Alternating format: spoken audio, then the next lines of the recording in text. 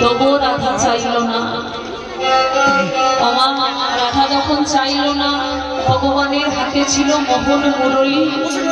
ভগবান মুরলীটা রাধার চরণ তলে নামিয়ে দিয়ে বলছে, ও গো রাধে গো, ও রাধে, আমার মুরলীটা আমার সর্বস্ব। যে মুরলী ছাড়া আমি কিছু জানি না, আজকে সেই মুরলীটা আমি তোমার চরণে নিবেদন করে দিচ্ছি। রাধে, একবার আমার দিকে তাকিয়ে দেখো।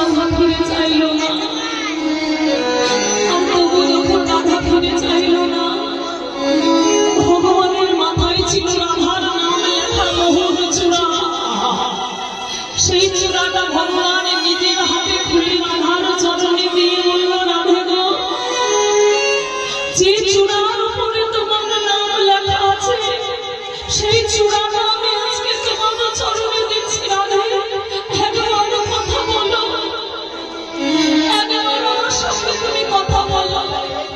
ও ঘুরিয়ে থেকো না রাধে, একবার কথা বলো, একবার ফিরে যাও।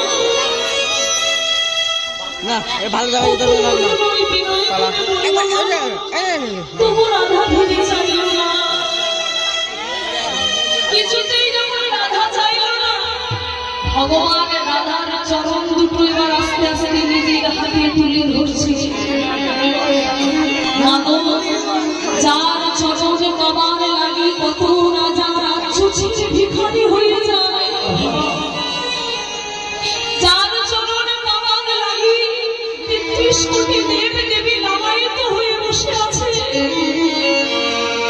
যার চরণে পাবার জন্য যোগী ঋষি মুনি যুগ যুগ ধরে ধ্যানে পায় না, সাধনা করে পায় না, আজকে সেই ভগবান আমার ভক্ত চরণে নিজের হাতে তুলে যাচ্ছে।